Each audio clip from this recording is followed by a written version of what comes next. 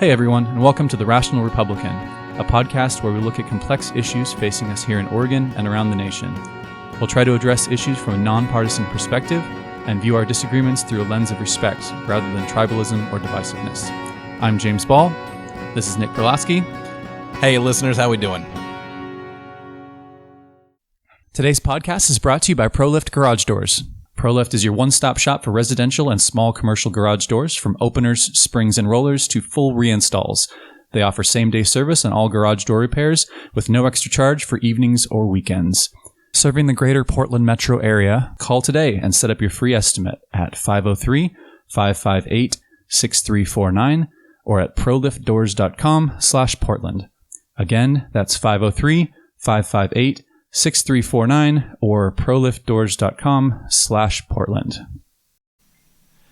On this episode of the podcast, we have Mr. Patrick Sheehan, who is a former state legislator, and we're in his office out here in Clackamas County. And welcome to the show. You want to just take a couple minutes, introduce yourself, and we'll go from there. Hey there. Well, thanks for having me. Yeah, my name's Patrick Sheehan, and I am a former state representative representing House District 51, which at the time was Happy Valley, Damascus, Oregon City. I used to tell people it went all the way from Hogsback, Oregon City to the Area 69 sex shop on Flavel and 82nd. I know exactly where that is. Everyone knew exactly what you were talking about, yeah. Pretty diverse area, yeah. So I was in the 76th Legislative Assembly, which was the historic 30-30 partisan balance, which was a very interesting time to be there.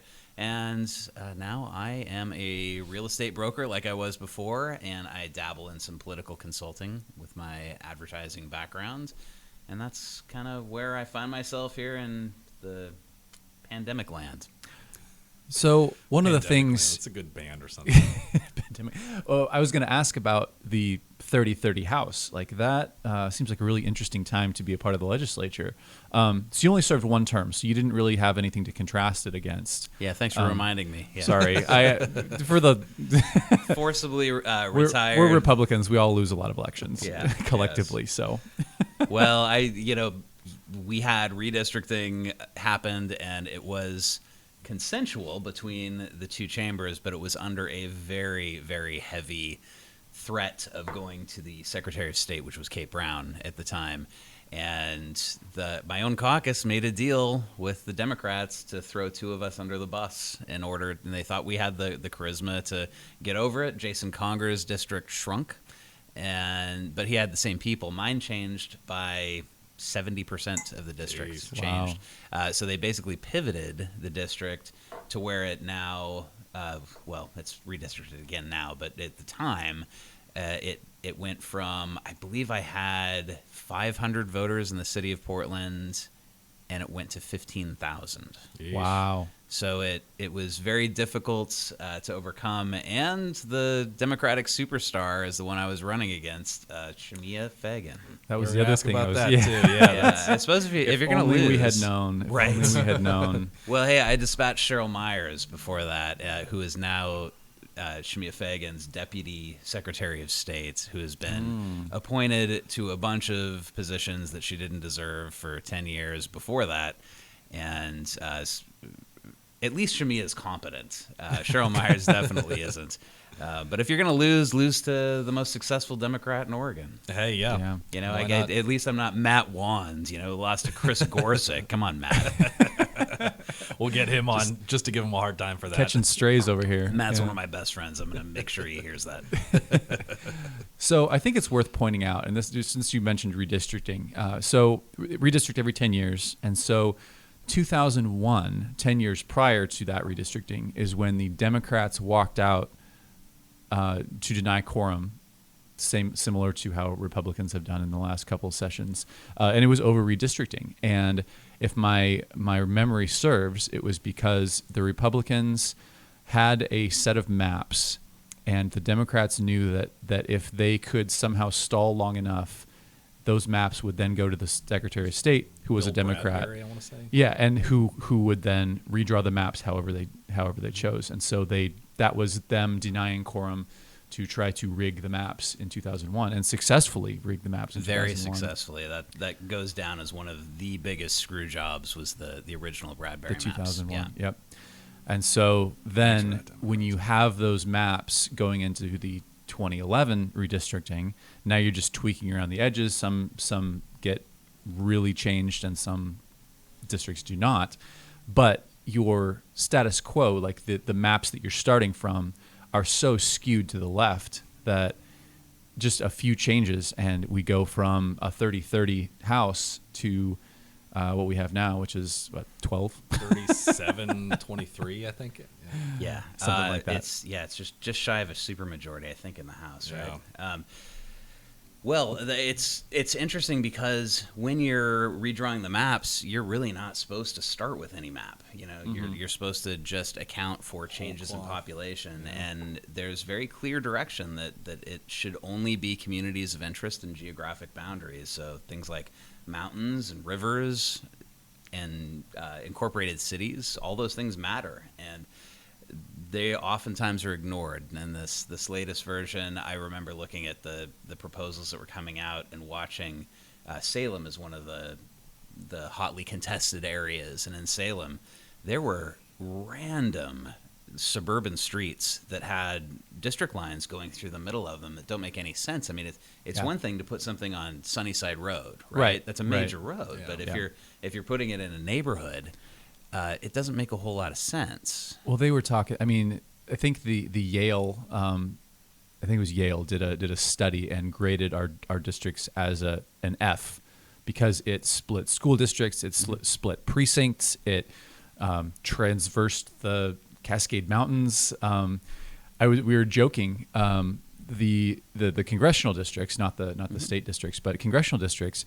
There are 4 within about a 10-mile straight line in Southwest Portland. Yeah. So there's Southwest Portland, inner Southwest Portland, outer Southwest Portland, and Southeast Portland are all separate districts with separate representation. Can we announce this now? We gotta pick a weekend. Actually, we decided we're gonna do. You can do it as a 10K. But we're gonna do a 10K called Jerry's Meander, in which you go through all 4 congressional districts, and we'll get the permits from the city and donate the what was the Norman Terrell went League of and Women drove it. Voters, Yeah. like good government groups and whatever. But like I'm really excited to go do as a 10K 4 congressional districts, and it's like that's You go from Oregon Episcopal School to Selwood Park, and Wow. you cross. It's basically a straight line through 4 congressional districts. Amazing. Yeah, I remember when I was redistricted and I was getting to know the new district, and I was at a Powellhurst Gilbert's Neighborhood Association meeting, which is the new area of the district.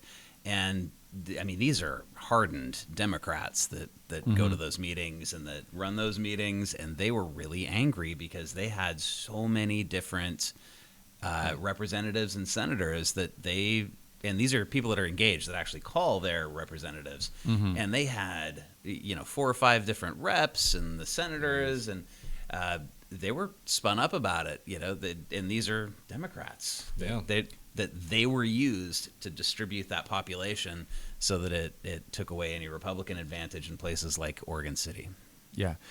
Jeff Stone, friend of the pod, I was having discussion with him about this one time. So he worked on Metro, which is, that's the position I'm running for, is Metro Council. So we were talking about this, and when he was, I think, chief of staff, he as to show how absurd the redistricting is, he had a map drawn up that used elevation as the criteria for redistricting. Elevation. Yeah. So he had 6 metro districts drawn out by elevation. Huh. So you with equal populations, and so like random circles, and where like tops of hills, go to one district and the bottom of the hill goes to another. I would love to see that map, but I'm sure it looks the same as any other ridiculous, goofy. Yeah, right.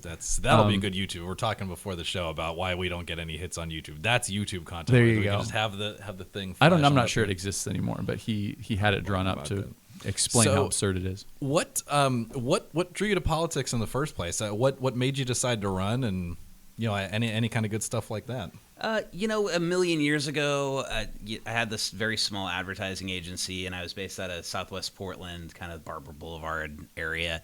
And the city of Portland had and it might have been, actually it was Multnomah County, had a special tax that they were doing, and it just pissed me off. Was it the arts tax? No, it was just as egregious. It actually did sunset, which I never expected it to do, but it ended up being, because I was self-employed, between the personal income tax and the business income tax, it was about like 1.75% of my gross was going to go to this tax, and I just thought that was ridiculously unfair, and so I started calling around, and I talked to Clackamas County and asked them what their business licensing fees were, and they were like, well, it's $10. And that's sure a heck of a lot less. So I ended up out here, but in doing that, I figured I needed to find some like-minded friends, because Portland can be pretty rough if you're a conservative and you're trying to socialize, because, man, you got to keep your mouth shut at parties if you're going to have a good time. Have friends, yeah. Right. And so I ended up joining the Young Republicans, which was a really fun group. We met at the Rose and Raindrop downtown, and there were, maybe 36 of us. I mean, Stan Pulliam was there. He's running for governor, and all sorts of folks. And we all volunteered for campaigns. And it's funny to see a lot of us now have either had political, stints or are embarking on those now. And what got me in was actually a call from, Angela Wilhelms? Yeah, sure do. Of course. She's I would get messages from her when she had some harebrained idea for a website or something that my advertising agency could help with. Well, she called me out of the blue and said, hey, we need to sit down and talk. We think you should run for the legislature. And that just blew my mind. Like, are you crazy? But I ended up agreeing that was a good idea at the time, and so jumped in, won, despite a Democratic registration advantage and never having done it before. And the caucus promised me all sorts of things, like, you won't have to have a primary, don't worry. I ended up having a primary. And, don't worry, all the money will be there. Well, there was no money. I had to raise it on my own up until the end, which is the story of all candidates. So that's kind of how I got involved. Long-winded answer, but a call from Angela Wilhelms. Oh, there you go. That's, folks, if your phone rings and it's Angela, you best pick up that phone. Or ignore it, yeah. Or not. What was the obviously the taxes, the onerousness on small business, everything like that. What were some of the kind of the driving things that were, you were like, all right, I want to run so I can accomplish this? Or were you just like, I just want to be a good servant for the folks in my district and just try to get some good work done? It might have been a little more personal than that, just because I had been so active in volunteering time for campaigns and things. At the time, I was going through a divorce, and so I found myself with no one to answer to after 7 o'clock at night. So if I were to be out campaigning from 6 in the morning until 10 at night, there was nobody that could bitch about it, except for maybe my cats. But yeah, that was the catalyst for, can I reasonably do it? Because I think everyone should do it. I think everyone should take a turn and be involved and do the citizen legislature thing. I think it's an important aspect. And having been there, I'll tell you, it's there are a lot of retired people or people that are independently wealthy that have nothing in common with common people.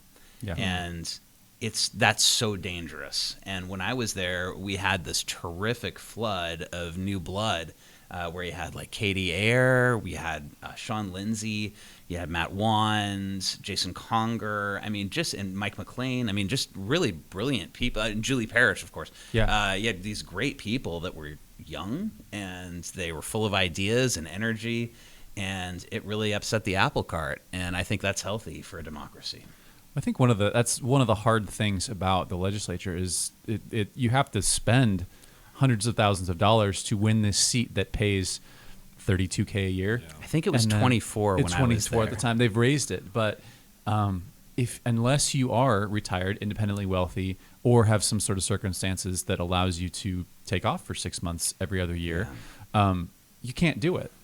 It was a big hit, and these are prime earning years. If you're in your 30s and 40s, these are the years that you're actually able to put money away for the first time in your life, and that doesn't happen. I had to borrow against retirement in order to pay for things, because at the time I was doing both real estate and I was transitioning out of advertising, because when somebody comes into your office and says DHS took my kids, are you really going to go home and work on somebody's logo? You're right. There's just no way. Yeah. You know, it was just too important of a job to not give 20 hours a day to. Yeah. Well, I think it was we talked to Dan Bonham, who retold a story that Betsy Johnson had told him when he got elected, and Dan had said he went in and asked, his first week in the legislature, or whatever. He said, "How much time should I put into this line of work? Because it is ostensibly part-time work." And she had told him, this is if you want to put 20 hours a week into this job, you can get 20 hours worth of work done. If you want to put 80 hours a week into this job, you can get 80 hours worth of work done. It's not going to stop. There's not going to always be more papers to read and, research to do and phone calls to return and whatever. If you just want to do it for 20 hours and try to maintain your business or your law practice or, whatever it is that you're doing, you can do that. And if you want to just spend every waking moment on the legislature and bills and policy stuff and whatever, you can do that too. And I feel like that's one of those things where it's like, if you're a business owner, you can say, do I want to take on another client? Yes or no. Do I have the bandwidth? Yeah, that's fine. No, my kid just got on a softball team for the first time. I want to be a coach. I'm not going to take on any new clients. Whereas in the legislature, yeah, somebody calls you and says, they're shutting down my business for this, goofy tax that shouldn't be a tax in the first place. Can you do something about it? It's like, can't say no to that. Right. And the other side of things, too, are the constituent services. And I was unique in that I was, I think, the only one that I knew of at the Capitol that did all my own constituent work. John Kluwer was my legislative director, great guy. He would tee everything up for me and do a lot of the legwork behind the scenes of things. But I would be the one that would call the state agency to say, hey, get off this person's back. And I dealt with some really unique and interesting things. There was an international parental kidnapping case that I made a couple of phone calls, and it wasn't the fact that I had the power to do anything over it. It was that I had the relationship with the district attorney, and the district attorney returned this poor woman's call that was not getting her calls returned. That's an easy thing to do, and it's a life-changing thing. And I mean, the hardest one I dealt with was that issue with DHS took this woman's children, and usually when DHS takes your kids away, there's a good reason, right? There should be. There should be. And in this case, this is the last stop, right? This is the backstop where every state agency is accountable to the elected representative. And I took that really seriously when people came in and there were people that were just wrong. That happened. In this case, it was a woman who had disciplined her children, and she was Russian. And her husband's mother worked for DHS and had coached the children in how to respond to these things. And because this woman was from Russia, when they talked to her, they said, well, you can have your kids back provisionally, but you have to admit that what you did was wrong. And if you're in Russia and you do that, they take you away and put you in the gulag. So she did not trust her government to keep her out of the gulag. At the end of the day, it took months, but we got her kids back. And that was a very fulfilling, exciting thing to be able to do. And the constituent work was just terrific. And that's what takes a lot of the time.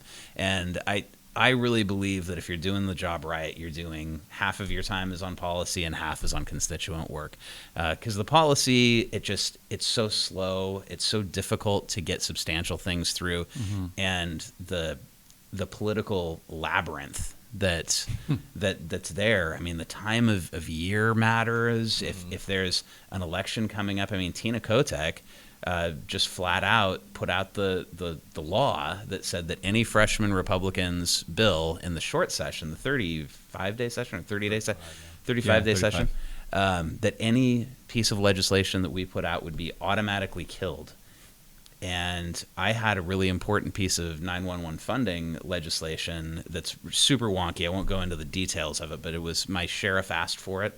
And I had to do a gut and stuff of that bill with Senator Olson's bill that he thought was smooth sailing, but the Senate didn't really let him know that it was dead on arrival. And so I had to go convince him to gut his bill and put mine in place, and we got it through the Rules Committee, and we got it to the floor, and only at the end Tina Kotek found out that she got outsmarted. I like the ending of that story right there. That seems insane. Like, what is the rationale for saying that, hey, you're an elected legislator, but because it's your first term, you can't put any bills forward? Yeah. First term of a member of the opposition party too. That's Well, it was because was it just the opposition, or was it? Well, you were 30-30, so it would have been co-chair. So yep. So they can. Was it So just you like had the a power of timing no. thing? You had the power of no. So you could not advance any bill that you wanted because it took both chairs of a committee to agree to hear a bill or anything. Right. So yeah, that's. If you have a good idea, it should be at least seen and heard. I mean, there's the labyrinth that has to go through. I want to pat you on the head right now. Yeah, if there's I can be optimistic. There's a good ideas give way to bad politics too often, and the short session is the election year, and the last thing the Democrats wanted was for us to be able to come back to our districts and say, hey, look what I did. You asked for this, and I went and made it happen. And, I had some great stuff that was killed for all those reasons. Paul Holvey, who's just a demon. This guy, I had a bill in general government and consumer protection, I think was the name of the committee. And the very first day of the committee, we had all of these state agency heads came in and said how badly their buildings were deteriorating, and that we needed $300,000 of roofing here, and we needed $6 million of exterior here, and it just blew me away. And I was like, we're in a government meeting about good governance, and this committee forces HOAs to have reserve accounts. Why the hell are we not forcing our own people to have reserve accounts? And so if you're leasing the building to yourself because you own it as the state, why are you not taking a portion of that and having a plan for asphalt, roofs, siding, paints, striping, all of that stuff? And I remember Paul Holvey, and I cornered him. It wasn't getting a hearing, and the clock is ticking, and I'm on the floor, and I'm staring at him, and he's got two staff members around him, and they're all talking, and there are all these kind of unwritten rules that you're not allowed to approach another legislator if they're engaged in a conversation, things like that. Sure. And so he's deliberately got these kids talking to him so that he can not be answerable to me. And so finally, as he's walking out and going somewhere, I just broke the rule and just stopped him, and I was like, hey, what about my bill? And he's like, oh, yeah, well, I didn't get my public contracting bill, so I had to kill your bill. And he said, this is a true story, he says to me, and it's too bad. That was a good bill. What? Yeah. Oh, my gosh. Yeah, that's a true story of Paul Holvey, your representative from Eugene. I was at an event for Christine Drazen running for governor just a couple nights ago, and she told a story about she had a bill that she was pushing forward, had to do with parental notification for bullying in schools. Pretty straightforward bill. And she said it got killed by the committee chair, and she went and asked why. And the answer she got, I don't want to name names because I don't remember. The answer she got was, I did it because I could. Wow. No explanation other than that. And so she would continue to resubmit this every year, and it kept getting killed for no reason other than just a power grab. And I think, you hear these kind of anecdotes and you think like, oh, people are exaggerating, or, the Democrats aren't really that power hungry. Maybe that's just a trope by the Republicans to try to get more votes. But you hear enough of them and you start to realize that this is a pattern. This is not just, we have tropes about them. They have tropes about us, and it's all just politics. But the abuse of power going on in Salem that nobody hears about is pretty astounding on the left. And I would hope that we would do better if we were in charge, but we're not. So who is great about that? So caucus meetings, for your listeners that might not know what that is, it's when all the members of one party within a chamber, like the House, so the House Republicans would have a caucus meeting. And early on, we had these discussions about how to share leadership. And Dennis Richardson, stood up, and I remember this so clearly, that he stood up and said, we have a lot to learn from this. He said, this idea of co-governance and getting along with the other side, and it just struck me as the most mature opinion that I had heard around there. And I couldn't believe the scoffs that I heard from folks. And these are battle-hardened people. Like, I don't want to mention a name because I don't recall a specific names, but people like, say, Vicky Berger, who had been in the battle forever, right?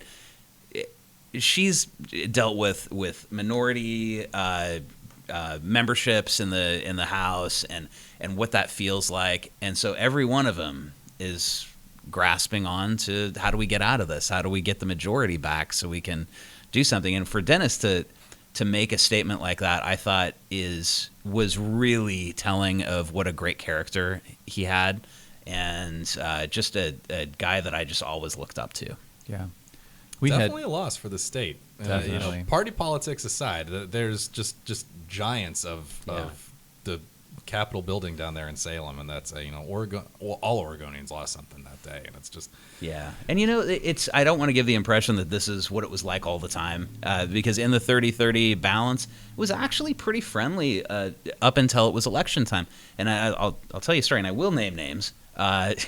When I would host in the evenings, if it was 5 o'clock, you could find my door open, and it would be, come in, have a cocktail. I bought a couple of bottles of whiskey, and it wasn't just you as a member. I wanted your staff to come in and hang out and show that we're all working toward the same things. And I think the lobby even had a name for it. But anyway, one of the very first ones, I had Val Hoyle in my office, and she was a good friend early on, not so toward the end. But she had 2 staffers or interns that came with her.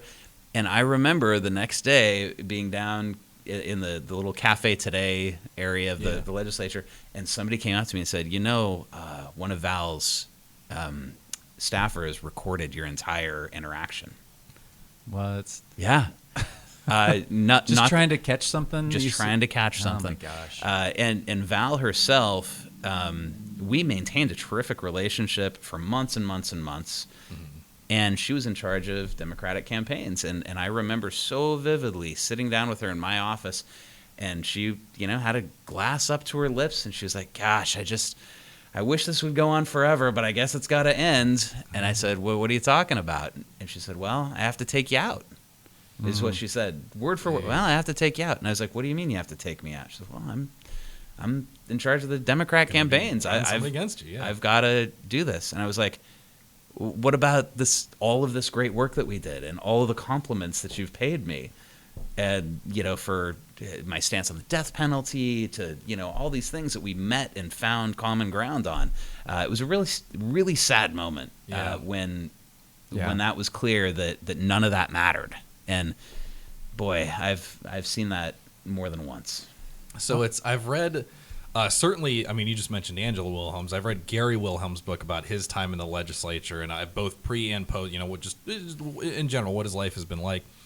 And there was a state rep from Salem in the 70s or 80s he's written like a college level textbook about the history of all of the Oregon legislatures. And now it's the guy's name is escaping me, but it's just like the history of the Oregon State Capitol or something like that.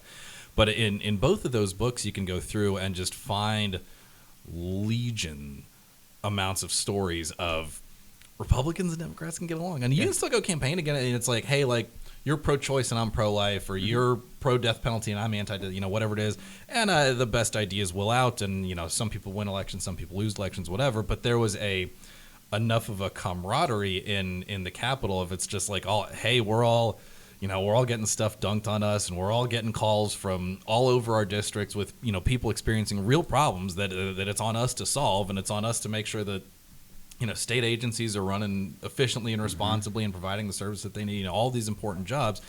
And, RD, we're all in this together. And now it's just like, one of our friends, Jacob Vandiver, a friend of the pod who's been on here before, he posted a picture now 2 days ago when the session started. Dan Rayfield. With Dan Rayfield. Rayfield, yeah. Whom he ran against 10 years ago. And it's just like, and of course this was a quicks a tree tilting at windmills kind of race. I think JV just did it for like Of a course. college thesis project or something like that. but still that you had this level of like kinship, and it's just like, hey, I'm happy to see you're doing, succeeding, doing well, and whatever. And it's just like, I will say when the balance of power is very far in one direction, it's easier to be friendly. I mean, we had Dr. Reynolds on the podcast, who was my opponent, who I was out-registered 6-1 in that district. And only lost 5-1. I only lost 5-1. Yeah, outperformed, beat the Which spread. district was that? 36, downtown Portland. Oh. Yeah, 2020. Yeah, it was quixotic, tilting at windmills. Yeah. Anyway, we don't need to talk about that. But it was easier to have a positive relationship with her because we both knew the outcome. There was no threat. I was just doing this for the experience and for practice, and to figure out the system in preparation for 2022. But we ended up having a positive interaction through that. Yeah, I think that's happening less and less now. I think I was there at the last time that really happened. And there were, I think a lot of it too has to do with making sure that you're involving yourself with the social aspect of being a state rep, and some of it is frankly Stan Pulliam's fault. He passed. He helped pass. Stan. Yeah, he helped pass some legislation that was smart legislation, but it was to limit campaign contributions from like personal expenditures. So if I'm making $24,000 a year and a lobbyist wants to take me out to lunch, they usually can't. And that's sometimes the only time that I would have to be able to talk to somebody. So I would go to lunch and I'd have to pay, $25 for lunch, and their expense accounts are pretty hefty, Right. and they're just Fine. fine. And then the relationships with other reps, there were 2 bars. There was Alex's, I believe it was called, was like the I'm doing quotes for people listening, air quotes, the Republican bar. And then there was Magoo's, which was kind of known as the Democratic bar.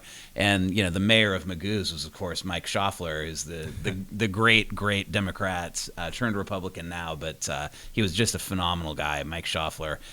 He would have these meetings and smoke cigars, and you'd talk about things, and you had those relationships, and guys like Brian Clem would come to those. And who is that? There was even a senator at the time. Gosh, what was her name? She has a hyphenated name. She's a doctor.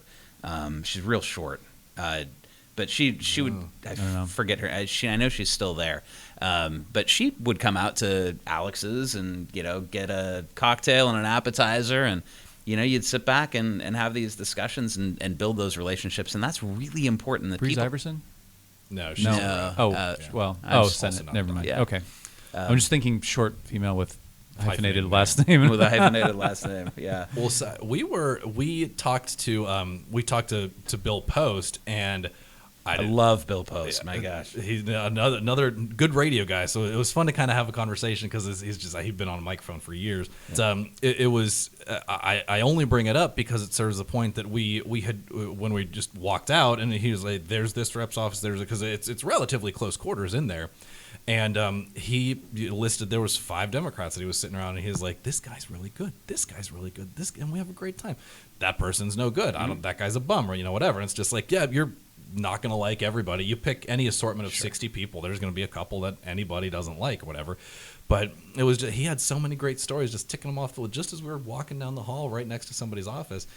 But it's just that doesn't mean they're going to vote on your legislation. That doesn't mean they're going to not try to primary you or beat you in a general election or whatever. And it's just like it's unfortunate that there is kind of that water's edge of, yeah, we put good policy out there and we did a lot of good work together and everything, but I'm still coming after you. And it's just like, yeah, that's Well, I kind of see that as in primaries, and this is kind of an interesting year because the governor's race is just flooded with people, and I have relationships with half of them, and so it's like, who do you support and how involved do you get? Because I don't want to tick off somebody that I still want to have a positive relationship with later on. It's just really, really tricky. It's family business. I view it as that. The Republican primary has always been a tough thing for me because you really have to take sides to show your support for a friend. But there are things that you can do, pledging that you're not going to get involved with mudslinging and be strict about that. Mm-hmm. I think the hardest race that I ever ran was not against Shemia Fagan or Cheryl Myers. It was my primary opponent against John Swanson. I had no idea what I was doing, and I was downright mean to that kid. I remember we sent a mailer, and he didn't like the fact that we used a photo of him and said, well, this is a copyrighted image, blah, blah, blah. And so he said, all right. I said to my consultant, well, let's just use an image of a carpet bag, because he carpet bagged it. And oh my gosh, I just feel awful that, I picked on that guy more than I should have, for sure. I just didn't know what I was doing. And, I've talked to him several times about it, and he and I are good friends now. But boy, it was rough when you go up against the family, and those are hard things to mend, because people hold grudges if you don't treat someone with respect and treat them well.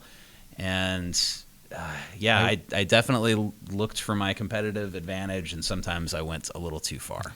I was a story that I heard from one of our staffer friends. I don't remember who gave it, but they were working for the opposition against Alex Scarlottas when he was running for Douglas County Commissioner back before he ran for Congress. And he made some comment that's semi-famous now of, I don't really want to be a commissioner. I just want to do the right thing, or something. Yeah. So, of course, they clipped it and said, I don't want to be Douglas County Commissioner, and put money behind it and ran an ad. And, I forget which of our friends was saying this, but he's like, I ran an attack ad against a war hero. And that was his reaction. It's like, oh man, but that's what he was paid to do, and so he did it. But I've had the opportunity to run some pretty wicked negative pieces against some real damn villains, and so I'm happy about those things. I have stopped some Democrats from having successful careers.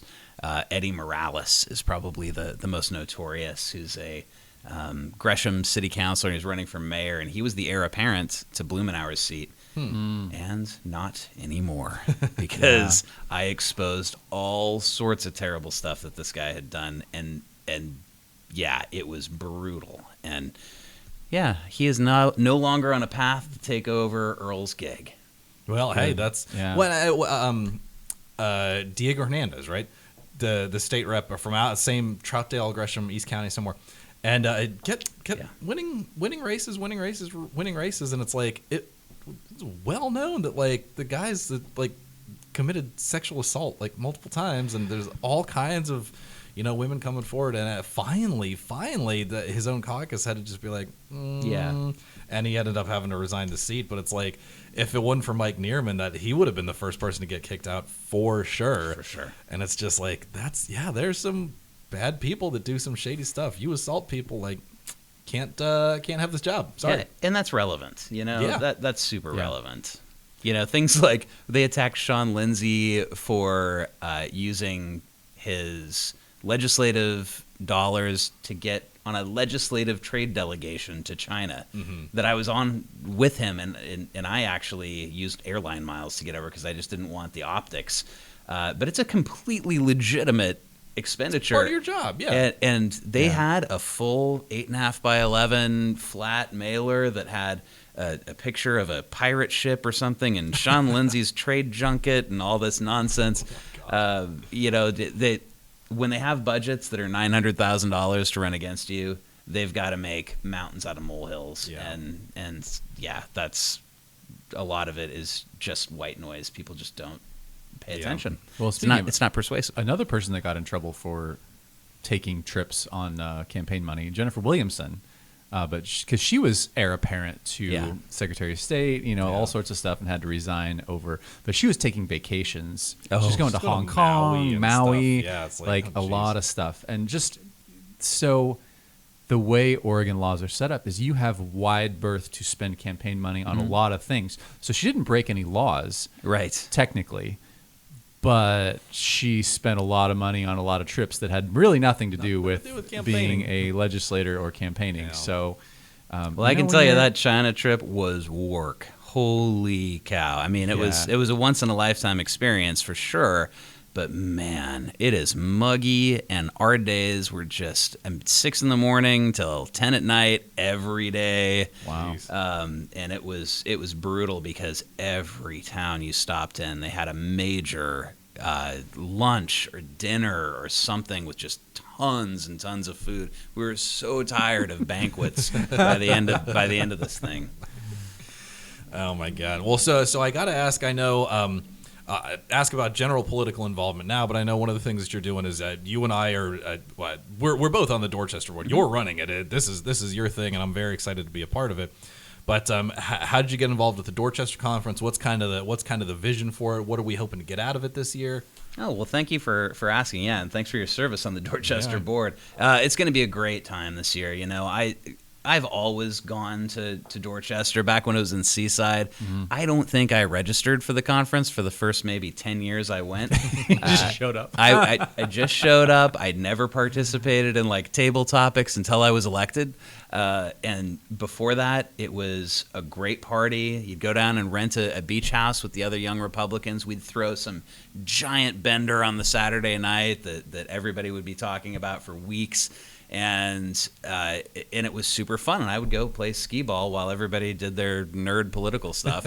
and then when I was running for office the first time, I actually started attending the conference, and you have your little trade show booth and all that. And that was years ago.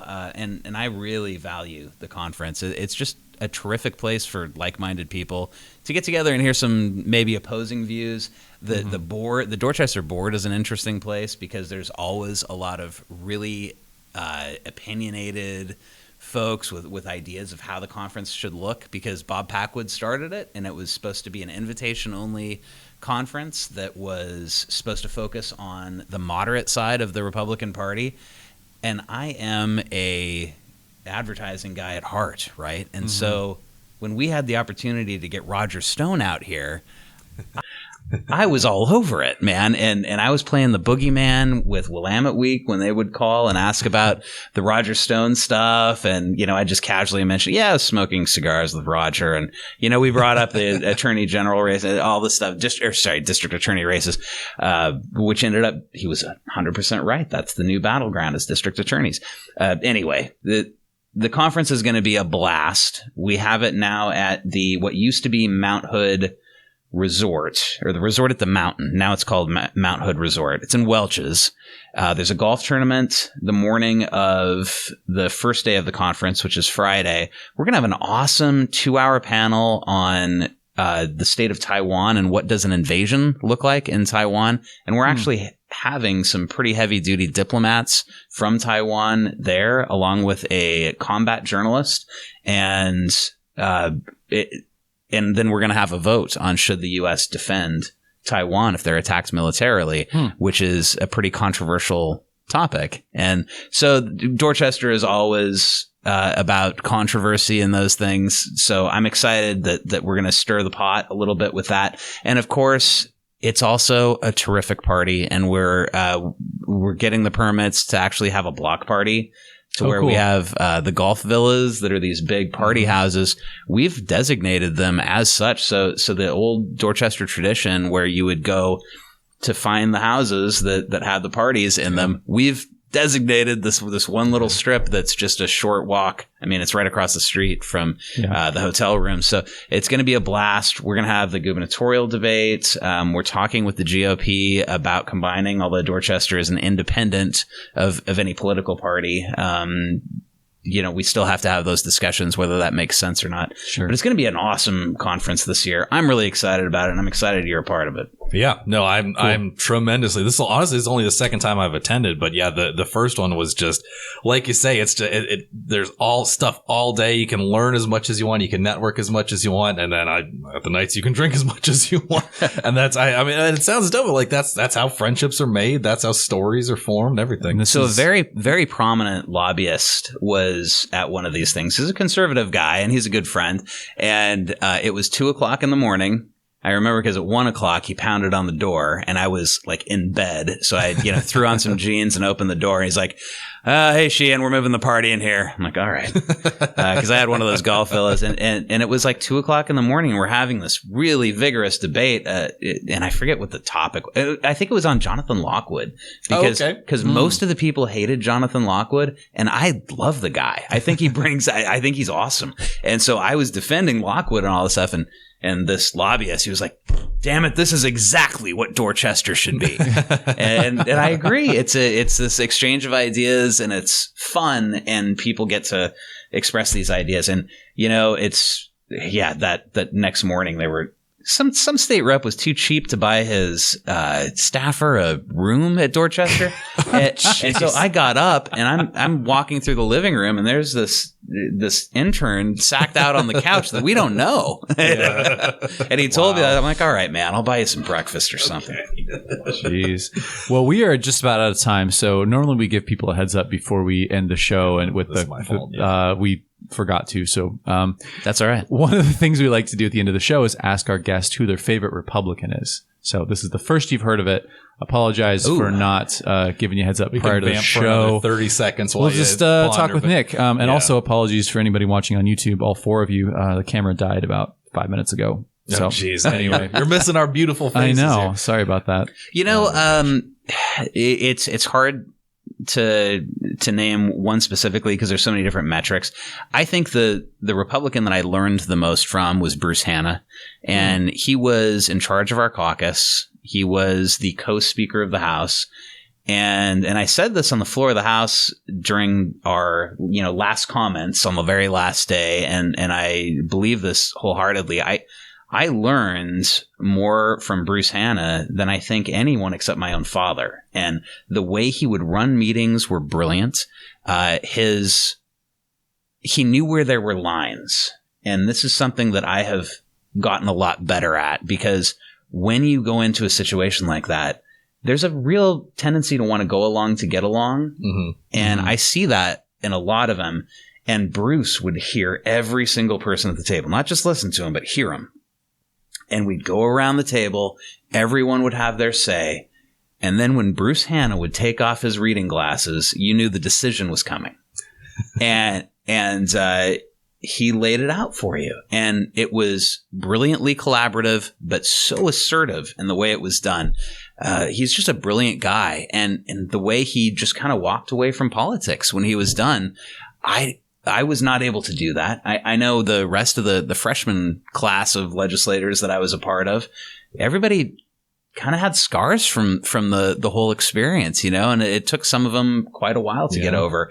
And Bruce just kind of walked away, and he doesn't seem to have any real political aspirations, even though he could jump into this governor's race and take it right now. Yeah. 'Cause he's just that charismatic and he cares that much. I mean, he's that genuine person that when he cares about something, you know it, and you know it by his actions as well as his words. He's just a tremendous person. So if you're asking me who the best Republican I know is, it's Bruce Hanna. Well, and that's really insightful, because a lot of folks will answer that with like Abraham Lincoln or Ronald Reagan, who are two obviously giants of the Republican Party, and I'm not casting disperse. If that's who your favorite Republican is, and God bless, that's two great Republicans.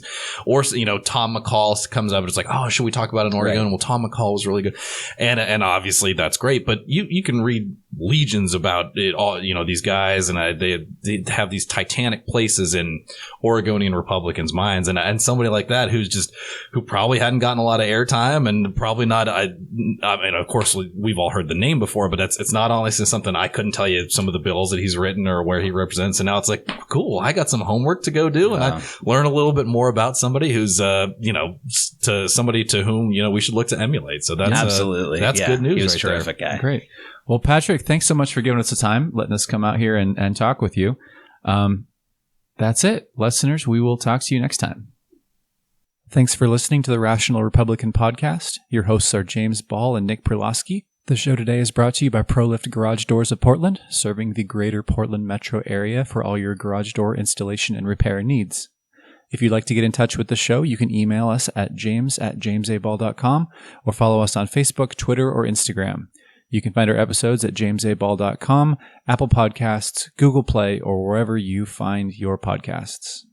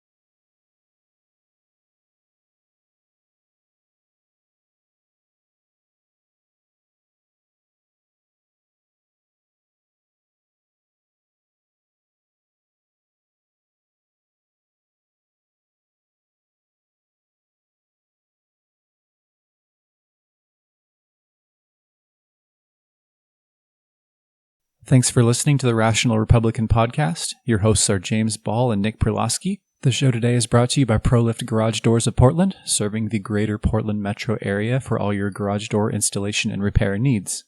If you'd like to get in touch with the show, you can email us at james@jamesaball.com or follow us on Facebook, Twitter, or Instagram. You can find our episodes at jamesaball.com, Apple Podcasts, Google Play, or wherever you find your podcasts.